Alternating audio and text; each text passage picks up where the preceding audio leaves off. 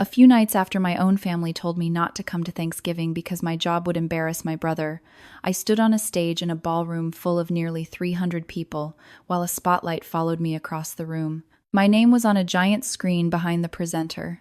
My parents were sitting 40 feet away, staring at that screen like they'd just seen a ghost.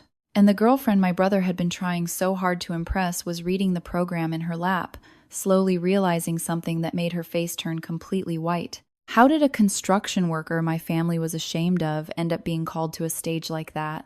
That's the question people keep asking me. And the truth is, the story didn't begin that night.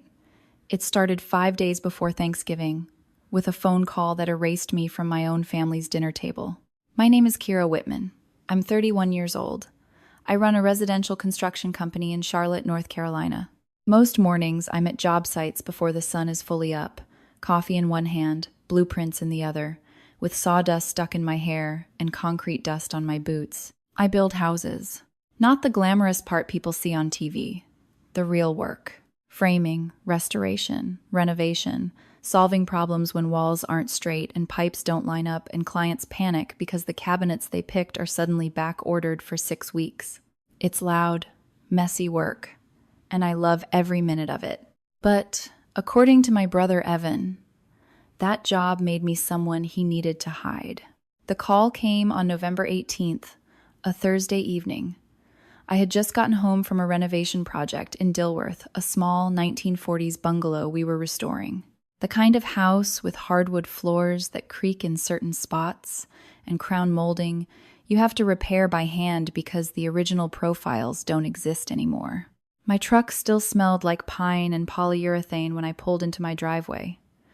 My shoulders ached from carrying lumber most of the morning, and there was drywall dust on the knees of my jeans. I kicked off my boots by the door and tossed my keys onto the kitchen counter.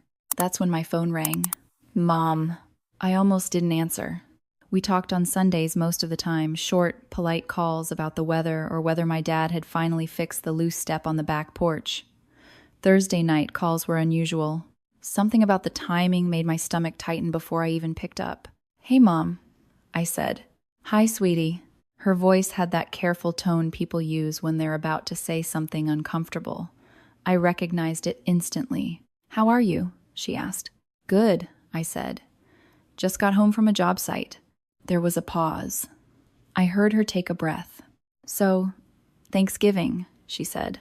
I leaned against the kitchen counter, suddenly very aware of how quiet my house was. What about it? Well, she said slowly. Evan's bringing someone this year.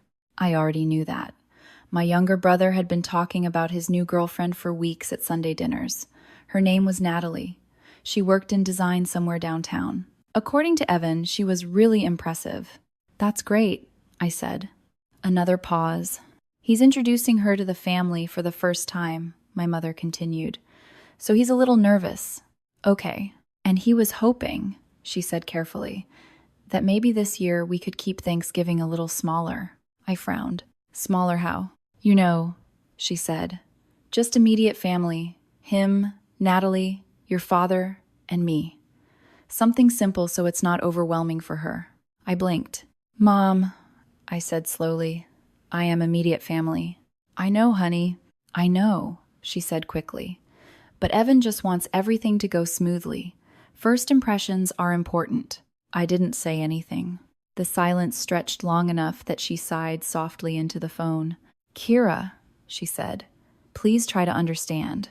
Understand what? Another pause. This one felt heavier. He's worried, she said finally, that your job might be a little awkward to explain. The words landed like someone had dropped a brick on the kitchen floor. My job, I repeated. He didn't mean it in a bad way, she rushed to say. Natalie comes from a very professional family, and Evan just wants to present a certain image. And I don't fit that image, I said. Kira, what exactly did he say, Mom? She hesitated. I could picture her standing in the kitchen of the house I grew up in, twisting the phone cord around her fingers the way she used to when she was nervous. He said, she began slowly, that telling people his sister works in construction might give the wrong impression. The wrong impression. I looked down at my hands. There was dirt under my fingernails from pulling old nails out of a beam earlier that afternoon. So I'm uninvited, I said. It's just this year, she said quickly. Next year will be different. I let out a quiet breath. It's fine, Mom. Relief flooded her voice instantly. Oh, honey, thank you for understanding. I knew you'd be mature about this. We'll do something together another weekend. Maybe brunch. Sure, I said. We hung up a minute later. I stayed standing there in my kitchen, phone still in my hand. Outside, the streetlights had just flickered on. Through the window, I could see dry oak leaves sliding across the pavement in the wind. 5 days before Thanksgiving, and apparently my own family needed to hide me. The strange thing is, I didn't cry. I didn't yell. I didn't call Evan and demand an explanation. I just stood there thinking about the last 10 years, because this wasn't the first time my family had looked at my life and decided it wasn't impressive enough to pay attention to. 10 years earlier, when I was 21, I'd told them I wasn't going back to community college. I was going to trade school, carpentry, construction, learning how to build things with my hands instead of sitting behind a desk. The reaction around that same dinner table had been almost identical to the one on the phone that night. Silence, concern, polite disappointment, my mother comparing me to other people's children who were becoming doctors or lawyers, my father warning me about hard physical work, Evan laughing and asking if I was serious, but they had said they supported me, and technically, they did. They just never asked what I was building. Every Sunday dinner for 10 years followed the same script. How's the bank going, Evan? Did you hear about that promotion? What's your bonus looking like this year? Then they'd turn to me and say the same 2 words. How's work? Not what are you building? Not what project are you on? Just a polite check-in, the same way someone might ask about the weather before changing the subject. Eventually, I stopped trying to explain. I stopped mentioning contracts or clients or how the company was growing. I just said good and went back to building. Because here's the part my family didn't know when they asked me not to come to Thanksgiving. They thought the sister they were hiding was just another construction worker with dusty boots and calloused hands. What they didn't know was that the same week my brother decided I'd embarrass him. I had been nominated for Contractor of the Year under 35 by the Charlotte Home Builders Association. And 5 days later, in a ballroom full of people from across the industry, that secret was about to become impossible for them to ignore. The truth is, my family didn't start underestimating me the day they uninvited me from Thanksgiving. That moment was just the loudest example of something that had been quietly happening for almost 10 years. I can still picture the exact night it really began. I was 21, sitting at the same kitchen table in my parents' house in South Charlotte where we had eaten Sunday dinners my entire childhood. The table was old oak, scratched in places from years of plates and elbows and homework spread across it. My father was reading the Charlotte Observer, folded to the sports section. My mother had the crossword puzzle open in front of her, tapping the eraser of her pencil against the page while she thought about the next clue. Evan was across from me, half paying attention to his phone. It looked like every other Sunday evening, but I had something to say. I'm not going back to community college next semester, I said. My mother's pencil stopped moving. My father lowered the newspaper slightly, just enough to see over the top of it. Evan looked up from his phone like someone had just turned on a light. What do you mean? My mother asked. I'm enrolling in trade school, I said. Carpentry and general contracting. The program starts in January. For a few seconds, nobody said anything. The silence stretched across the table like someone had spilled something nobody wanted to touch. Finally, my mother repeated the words slowly. Trade school. It wasn't really a question. It sounded more like a diagnosis. Yes, I said. Construction management and carpentry. My father folded his newspaper and set it down beside his plate. He had the careful expression people use when they're trying not to sound critical but still don't like what they're hearing. Kira, he said, that's hard work, physical work. I know. You're a smart girl, he added. You could do something less, demanding. Across the table, Evan snorted softly. You're going to be like a construction worker? He said. Seriously? I ignored him. I want to build things, I said. Actual things. Houses. Spaces people live in. My mother leaned back in her chair. crossing her arms. Diane's daughter just got into the pre-med program at Duke, she said. And Linda's son is doing his MBA. I had heard about Diane's daughter and Linda's son at least 10 times before. That's great for them, I said. My mother gave me a tight smile, the kind that tried to look supportive but couldn't quite hide disappointment. Well, she said, of course we'll support you. We just want you to have an easier life than we did.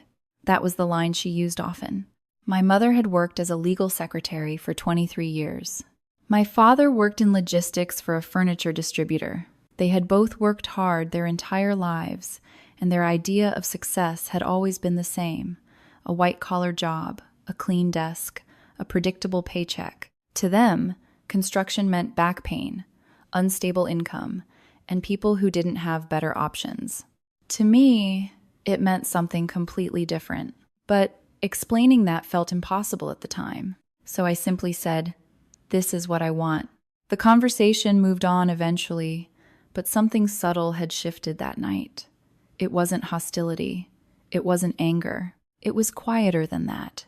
It was the moment my family quietly decided my life was going in the wrong direction. Over the next few years, that quiet assumption settled into a pattern. Every Sunday dinner followed almost the exact same script. My mother would ask Evan about school, internships, networking events, professors who had connections at banks downtown. My father would ask about job prospects and starting salaries. When Evan graduated and got hired at Bank of America headquarters in Charlotte, those conversations got even longer. How's the bank? Did your manager say anything about promotions yet? What's your 401k match look like? Are they sending you to that conference in Atlanta? Evan loved those conversations. You could see it in the way he sat up straighter when he talked about market trends or portfolio management. Eventually, someone would glance at me. How's work, Kira? That was it. Not, what project are you working on? Not, what are you building these days? Just a polite check-in before the conversation drifted back toward Evan's career. At first, I tried to fill the silence. When I got my general contractor's license at 24, I told them about it over pot roast and mashed potatoes. That's nice, honey, my mother said. My father nodded and said, good for you. Then my mother turned back to Evan. So, did you hear anything about that promotion? A year later, when I started my own company, Whitman Build and Design LLC, I brought it up during Sunday dinner again. I registered the business with the state, I told them. I'm officially running my own projects now. My father raised his eyebrows slightly. That's a big step, he said. My mother added, just be careful. Small businesses are risky.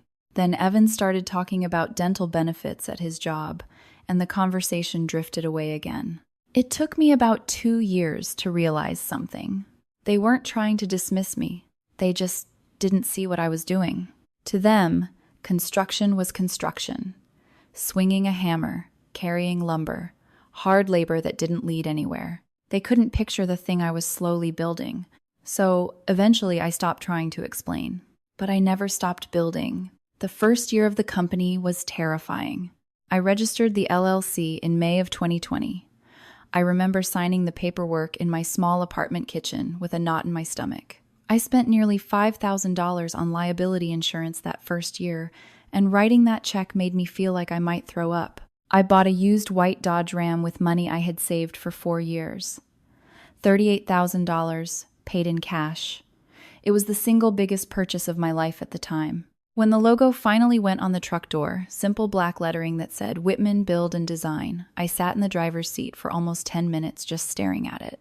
It felt real in a way nothing else had yet. The first few projects were small. Kitchen remodels, bathroom renovations, a deck replacement, a sunroom addition in Myers Park that nearly gave me a heart attack because the permitting process took 6 weeks longer than expected.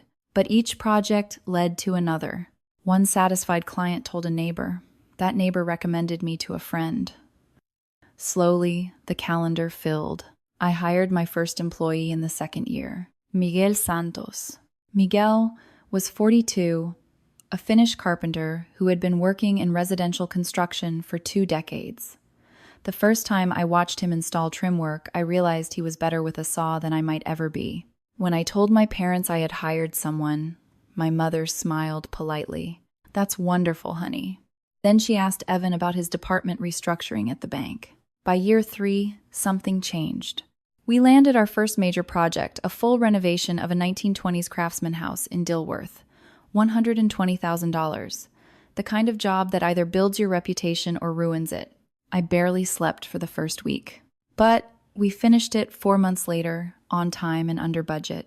The homeowners cried when we handed them the keys. That project led to 2 referrals. Those referrals led to more work.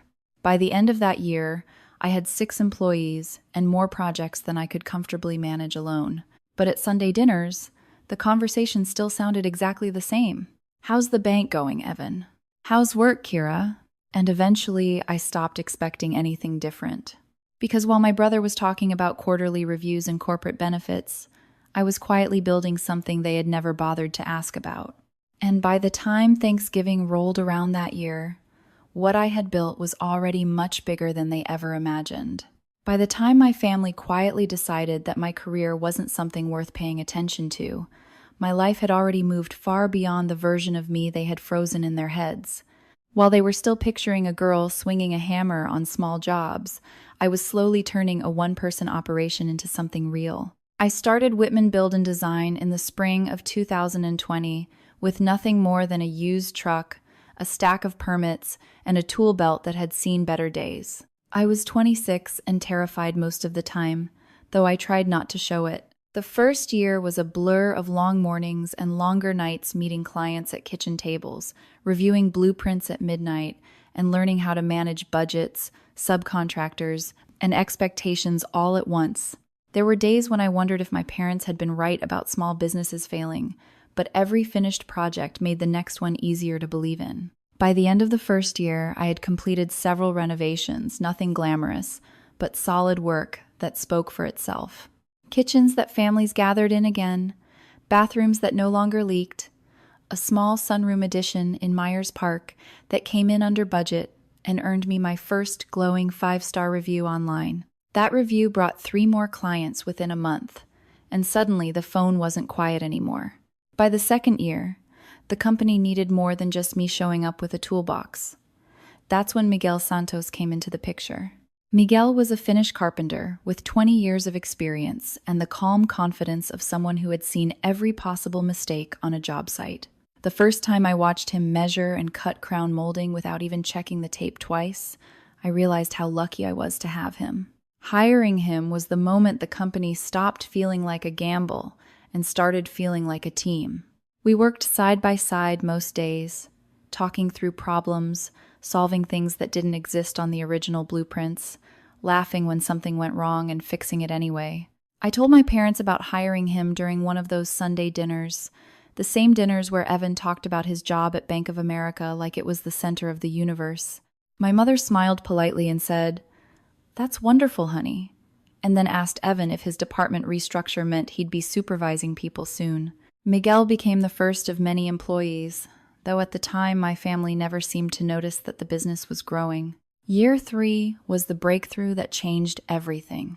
We landed a full renovation on a historic craftsman house in Dilworth, an old structure built in the 1920s that had beautiful bones but needed almost everything updated. The project was worth about $120,000, which felt enormous to me back then. I remember walking through that empty house on the first day, sunlight coming through dusty windows while I tried to imagine the finished rooms. The hardwood floors had been hidden under carpet for decades. The kitchen looked like it had been frozen in 1976, and the electrical wiring was older than my parents' marriage. It was the kind of project that could destroy a young company if it went badly. Instead, it became the job that changed our reputation.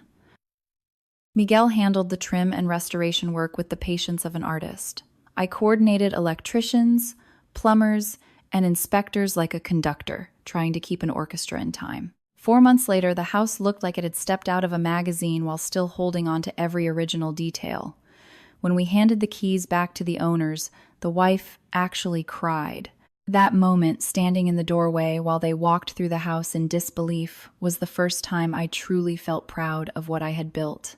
They referred me to 2 of their friends almost immediately, and suddenly Whitman Build and Design wasn't just surviving anymore. By the fourth year, the company had grown in ways I hadn't even imagined when I signed that LLC paperwork in my apartment kitchen.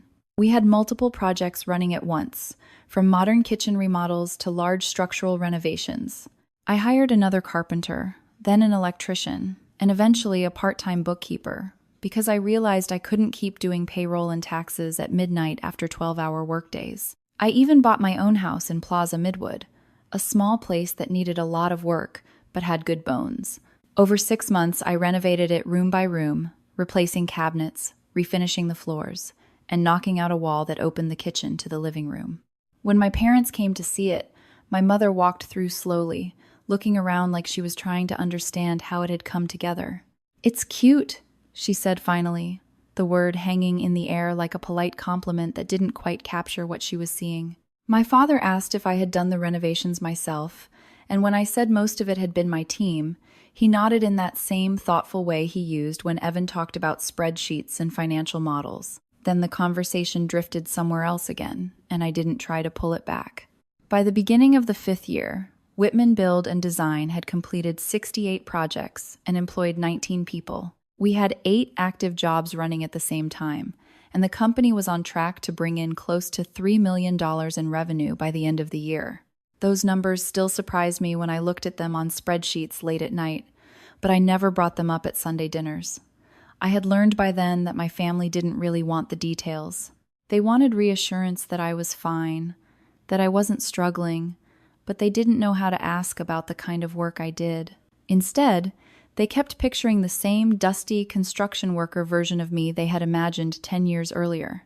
The irony was that I was finally working on the kind of projects that got noticed in the industry, especially a historic renovation in Myers Park that was worth $340,000.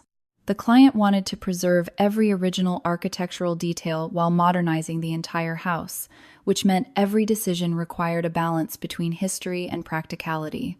For a project that delicate, I needed someone who understood design at the same level I understood construction. That was how Natalie Cross entered the story. I had heard her name from a supplier at Carolina Lumber who mentioned she had a reputation for being meticulous with historic interiors. I sent her a short email introducing myself and explaining the scope of the project.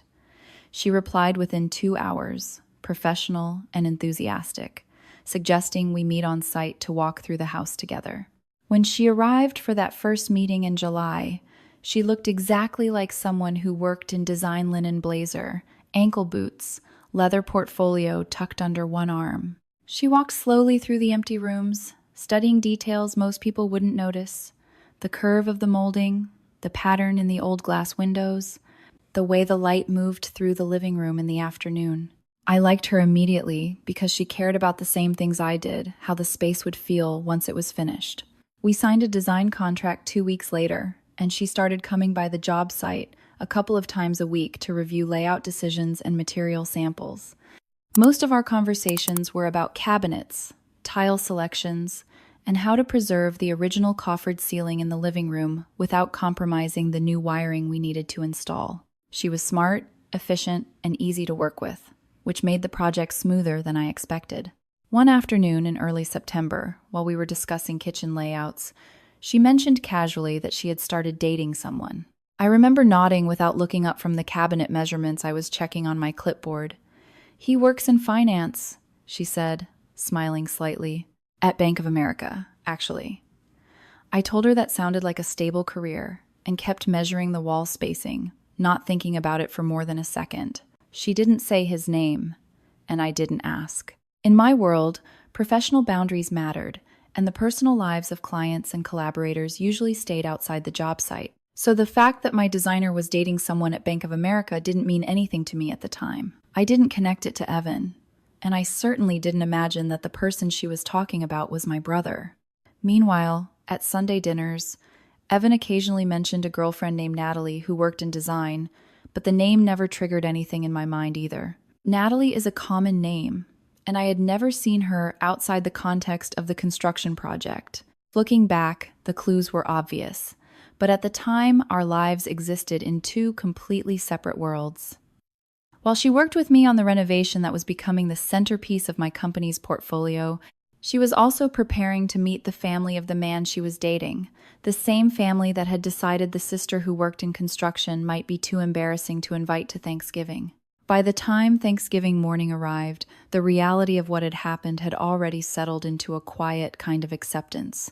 I had been uninvited from my own family's holiday dinner because my brother didn't want his girlfriend to know his sister worked in construction. That sentence still sounded strange in my head when I repeated it to myself, not because it was shocking anymore, but because it felt so small compared to everything else going on in my life. I woke up before sunrise that morning out of habit. Years of starting work early had trained my body to wake up around 5:30, whether I set an alarm or not. The house was silent, the kind of still quiet that only exists before the world begins moving. I padded into the kitchen, brewed coffee in my French press, and stood by the window watching the sky slowly turn from black to deep blue. It was cold outside, late November air that carried the faint smell of wood smoke from somewhere in the neighborhood. Normally, on Thanksgiving, I would have been driving to my parents' house around 10 in the morning, maybe bringing a bottle of wine or dessert, walking into a kitchen full of familiar chaos. But that year, there was nowhere I needed to be. For a moment, I considered calling a friend or looking up restaurants that might still be open for the holiday, but the idea felt strange. Instead, I finished my coffee, pulled on jeans, a thermal shirt, and my work jacket, and headed out the door. The Dilworth bungalow renovation still had a few finishing touches left, and honestly, spending the day working felt easier than sitting alone thinking about everything I had just learned about my place in the family. When I arrived at the job site just before 7, the neighborhood streets were quiet. Most houses were dark except for a few kitchen windows glowing with early cooking preparations. I unlocked the door, stepped inside, and inhaled the familiar smell of fresh paint and sawdust. The floors we had refinished gleamed in the morning light, honey-colored and smooth, and the rooms felt warm even though the heating system hadn't been turned on yet. I spent the next several hours finishing baseboards in the living room, moving slowly and carefully as I caulked seams and sanded corners. Detail work like that requires patience, and the rhythm of it helps settle my thoughts. Around 3 in the afternoon, I sat on the small front porch with takeout noodles I had picked up the night before, watching the sunlight filter through the bare branches overhead. Families were gathering inside nearby houses, laughter drifting faintly across the street. My phone buzzed once while I was eating. It was a text from Evan. Happy Thanksgiving. I stared at the message for a long time before locking the screen again. There was no apology attached, no acknowledgement of the decision that had kept me away from the dinner table. Just the same polite 2 words people send acquaintances. I finished my food, cleaned up the tools inside, and drove home as the sky began turning orange with the late afternoon sun. That night I didn't dwell on it. I answered a few emails, reviewed the schedule for the next week's projects, and updated a spreadsheet for the Myers Park renovation before heading to bed earlier than usual. If anything, the day had left me feeling oddly calm. For the first time in years, I hadn't spent a holiday pretending the subtle tension around the table didn't exist. I hadn't listened to conversations about stock portfolios and corporate benefits while my own work sat quietly in the background like a hobby nobody asked about. I had spent the day building something instead, and somehow that felt more honest. 5 days later, the Charlotte Home Builders Association was hosting its annual awards gala at the Ballantine Hotel and Conference Center, and that was the event quietly sitting in the back of my mind. The nomination email had arrived 2 months earlier, and I had read it several times before believing it was real. Someone in the industry had put my name forward for Contractor of the Year under 35, and the association's board had narrowed the category down to 3 finalists. I hadn't told my parents or Evan about it, partly because I doubted they would understand what it meant, and partly because I had grown used to keeping my professional world separate from my family life. On the evening of November 28th, I arrived at the hotel a little after 6. The parking lot was already half full with a mix of contractor trucks, supplier vans, and polished sedans belonging to architects and developers. I parked my white Dodge Ram toward the back, sat there for a moment with the engine running, and looked at my reflection in the rearview mirror. I was wearing a black suit and heels I had bought specifically for the event, my hair straightened instead of tucked under a hard hat. The version of myself looking back from the mirror felt unfamiliar, like someone who belonged in the ballroom I was about to enter, rather than on a job site covered in dust. I stepped inside the hotel lobby and was immediately surrounded by noise and light. Groups of people clustered together near the registration table, talking about projects and shaking hands with colleagues they hadn't seen since the previous year. I recognized several faces from suppliers and subcontractors we worked with regularly. Jim Bradshaw from Bradshaw Electric waved when he spotted me and shouted congratulations across the room, which made a few people nearby glance in my direction. At the registration desk, a woman wearing reading glasses on a chain found my name on the list and handed me a badge that read, Kira Whitman, Whitman Build and Design, nominee. The word nominee still felt surreal when I looked at it printed there. The ballroom itself was enormous, filled with round tables draped in white cloth and decorated with burgundy and gold centerpieces. A stage stood at the front with a large screen displaying the association's logo, and servers moved between tables carrying trays of drinks. I found my assigned seat at table 12 among the other nominees.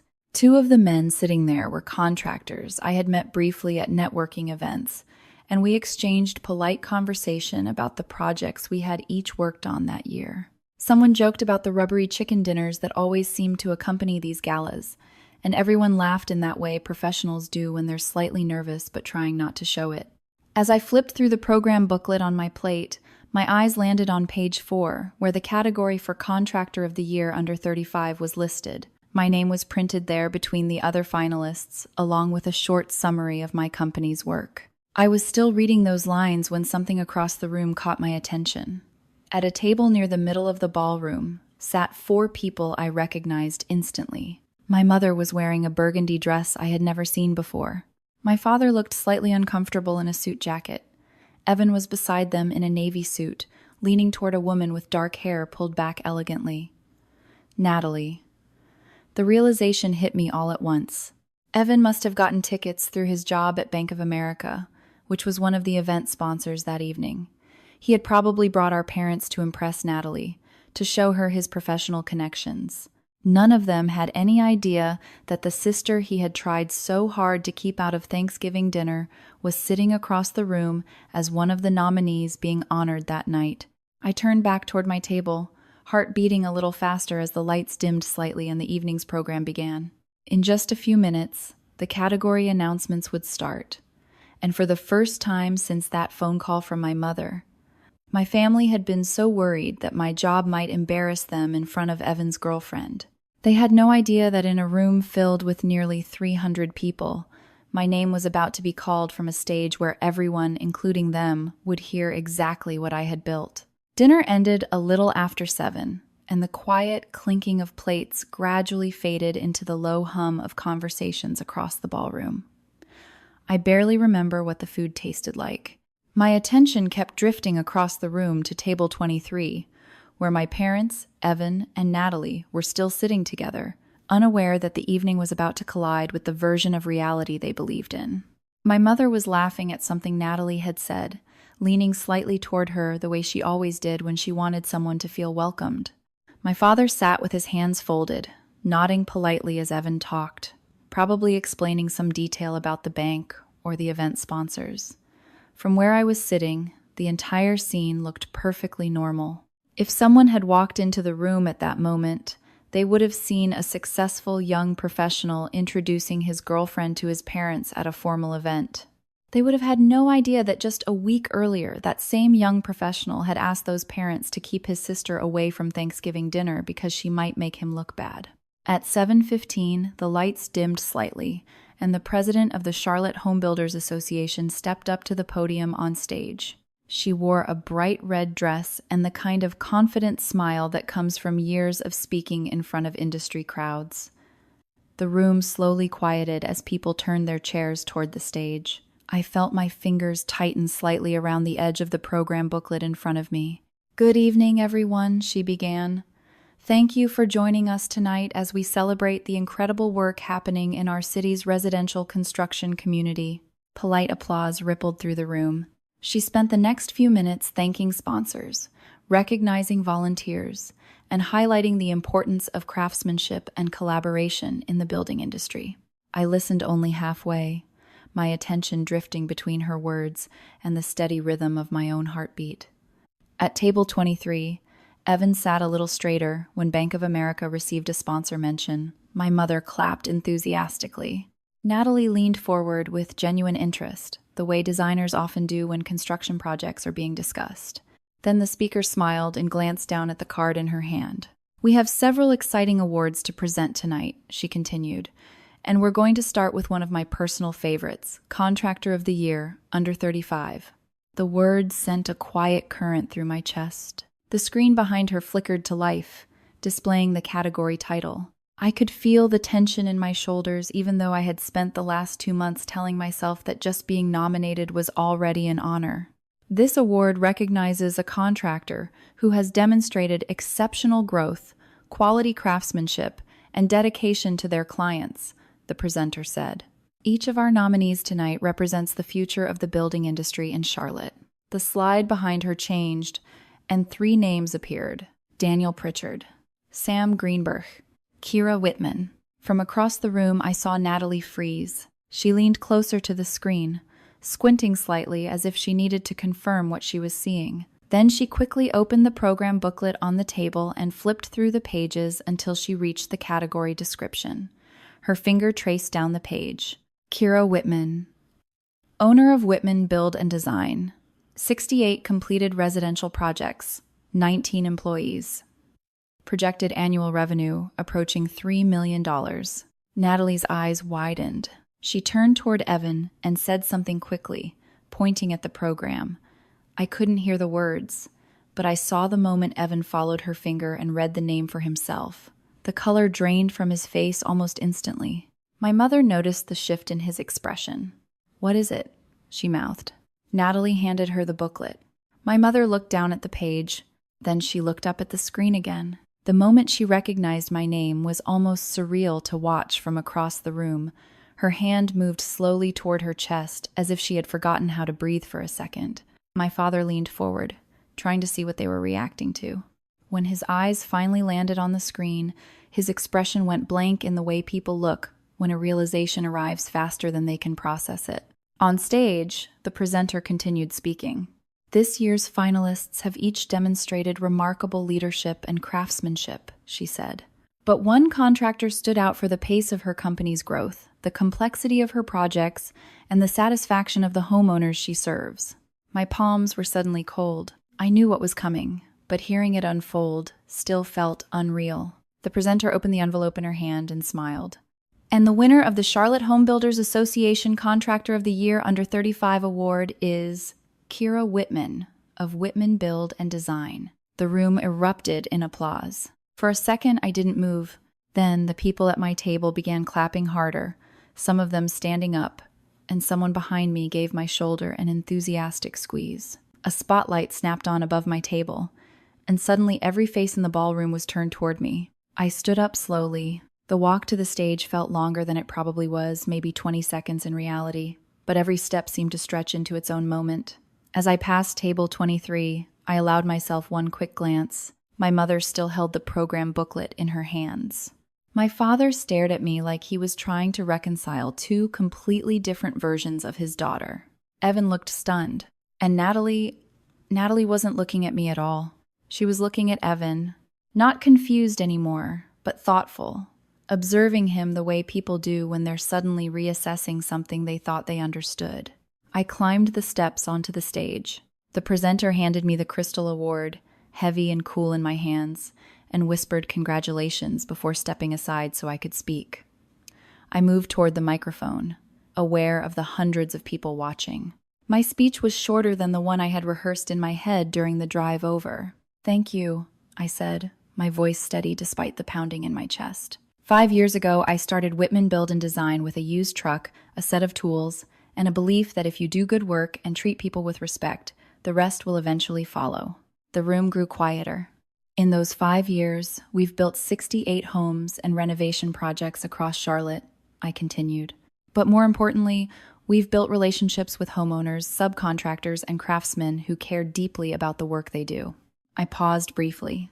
And I want to thank the people who believed in what we were building, even when it wasn't obvious yet. I didn't look toward table 23 when I said that line, but I knew they heard it. Applause filled the room again as I stepped away from the microphone. I shook hands with the presenter and walked off the stage, the award catching the bright ballroom lights as I returned to my table. For the rest of the ceremony, I barely registered what was happening around me. People kept leaning over to congratulate me. A few contractors I respected shook my hand and told me they had been watching my company's growth for years. Someone poured champagne into the glass in front of me. Across the room, my family sat in stunned silence. When the event finally ended and people began moving into the lobby for drinks, I stood near the bar talking with an electrician named Mike Hensley when I saw my mother walking toward me. Her steps were quick, almost urgent. My father followed a few feet behind her. "Kira," she said when she reached me, her voice tight with emotion. "We didn't know you were here tonight." Mike glanced between us and quickly excused himself. "That's correct," I replied calmly. My father cleared his throat. "Why didn't you tell us about this?" he asked. "About the nomination? About the company?" I held his gaze. "I did," I said quietly. 5 years ago. I told you I started Whitman Build and Design." My mother blinked. "Yes, but—" "You said, 'That's nice, honey,'" I continued gently. "And then you asked Evan about his promotion." The silence that followed felt heavier than anything else that had happened that night.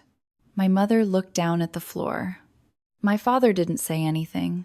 Behind them, I saw Evan approaching slowly, his expression tight with frustration and embarrassment. Natalie was still standing near their table, watching the scene unfold with a thoughtful, almost distant expression. "Kira," Evan said when he reached us, "can we talk for a minute?" I turned toward him. "There's nothing to talk about," I said calmly. "You could have told us how big the company got," he insisted. I shook my head slightly. "You could have asked." Evan stood there for a moment after I said that, his mouth slightly open like he wanted to argue but couldn't find the right words fast enough. The noise of the ballroom drifted around us, people laughing, glasses clinking, chairs scraping softly against the floor, but inside the small circle where we stood, everything felt strangely quiet. For years, our conversations had been polite and shallow, carefully avoiding anything that might lead to conflict. Now there was nothing left to hide behind. He ran a hand through his hair and looked down for a second, before meeting my eyes again. "I didn't know it was like this," he said, gesturing vaguely toward the ballroom. The stage, the crowd of contractors and architects still congratulating each other. "You never talked about it." I let out a slow breath. I wasn't angry in the explosive way people expect when family conflicts surface. The anger had burned itself out long ago. What remained was something calmer and heavier. "I did talk about it," I said quietly. "You just weren't listening." Evan's jaw tightened. "Every Sunday dinner," I continued, my voice steady, "Mom asked you about your bonus, your promotion, your retirement plan. When did anyone ever ask about my projects? About what I was building?" He looked away again. "You always showed up covered in sawdust," he muttered. "I thought you were just working construction." I almost laughed at the irony of that sentence. "I am working construction," I said. "That's the whole point." Behind Evan, my parents stood in silence. My mother's expression looked fragile, like someone who had just realized they had missed an important part of a story they thought they understood. My father had that thoughtful look he often wore when processing information, his brow slightly furrowed. "Excuse me," I said finally. "I should thank some people before they leave." I stepped around them and moved toward the lobby. I had taken only a few steps when Evan's voice came again from behind me. "Kira, wait." He caught up to me near the coat check and reached for my arm. I stepped back instinctively before he could touch me. "Don't," I said quietly. He stopped, holding his hands up slightly. "I'm sorry," he said. "Okay. I shouldn't have asked Mom to keep Thanksgiving small. I didn't think it would turn into this." "What exactly did you think would happen?" I asked. His expression hardened slightly. I thought Natalie might get the wrong impression. I studied his face for a moment, seeing not just my younger brother, but the person he had become, someone who cared deeply about appearances and reputation. "My job embarrassed you," I said. He didn't answer. You know what's funny? I continued. The company I built pays 3 times what you make at the bank. His eyes flashed with irritation. That's not the point. No, I agreed. It's not. For a moment, neither of us spoke. Then Evan exhaled slowly and rubbed his forehead. Natalie won't even look at me right now, he said quietly. That's not my problem. He nodded slightly, as if accepting that answer. I turned away and continued walking toward the bar area. A few minutes later, I heard my name again. But this time, the voice was softer. Kira. I turned. Natalie was standing a few feet away from me. Up close, she looked different from the confident designer I had worked with on the job site. Her posture was tense, her hands clasped together as if she wasn't sure where to put them. Can we talk? She asked. Sure. We stepped toward a quieter corner of the lobby near the large windows that overlooked the hotel parking lot. Outside, the November night air looked cold and clear, the streetlights reflecting off the windshields of parked cars. I'm really sorry, she said immediately. For what? For not realizing sooner, she replied. For not connecting the dots. I shook my head slightly. You didn't know. I should have, she said. I met you on job sites. You were the one giving instructions, reviewing plans, making decisions. I should have realized you weren't just a site supervisor. I shrugged lightly. Most people assume that. She looked at me carefully. Evan told me you worked in construction, she said, but he didn't explain anything else. What did he say exactly? I asked. Natalie hesitated before answering. He said you were the black sheep of the family, she admitted quietly, that you never really figured things out. The words didn't sting the way they might have years earlier. Instead, they felt strangely distant, like hearing someone describe a version of me that no longer existed. Well, I said calmly, I guess tonight cleared that up. Natalie nodded slowly. Yes, she said. It definitely did. She reached into her purse and pulled out one of her business cards, handing it to me.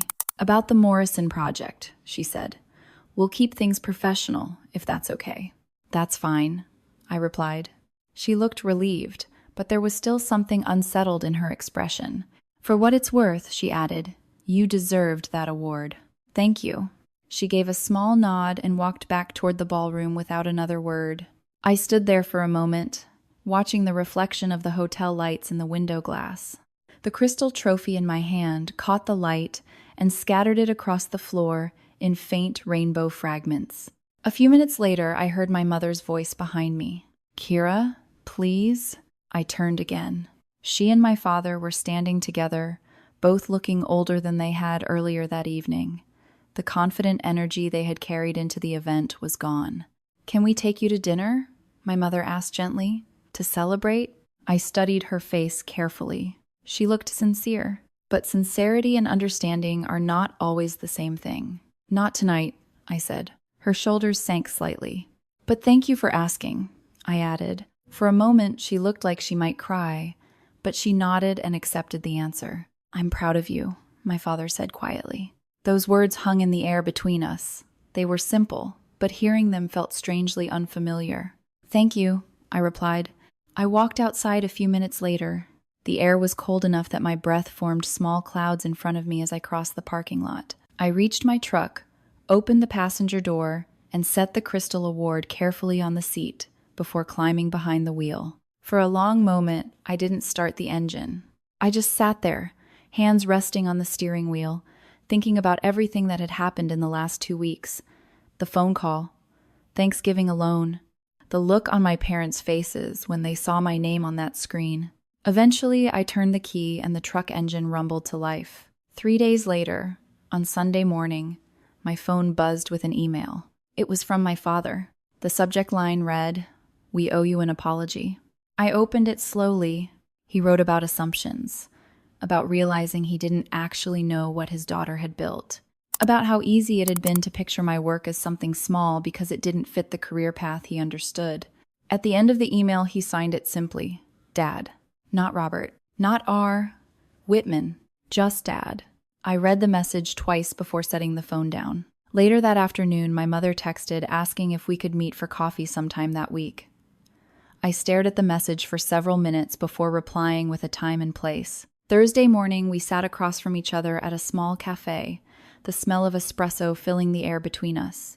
For the first time in years, we talked about my work in detail, about permits, inspections, subcontractors, and the strange satisfaction of watching a house slowly come together piece by piece. "I should have asked about all of this years ago," she admitted quietly. I nodded. "Yes," I said, "you should have."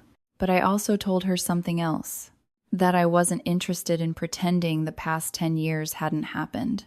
If our relationship was going to change, it had to start with honesty. Christmas came a few weeks later.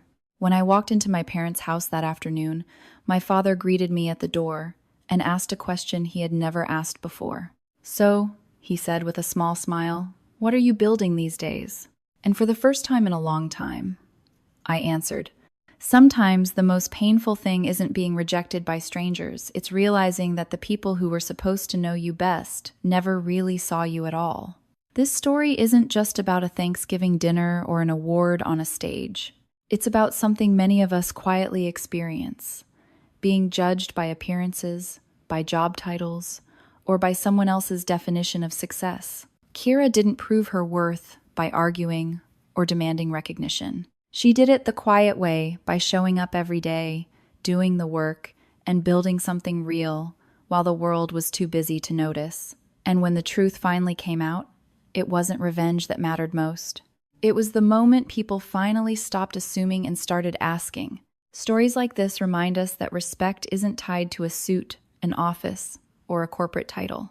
Sometimes the people building the strongest lives are the ones with dust on their boots and calluses on their hands. If this story resonated with you, if it made you think about the quiet victories in your own life, then you're exactly who this channel is for.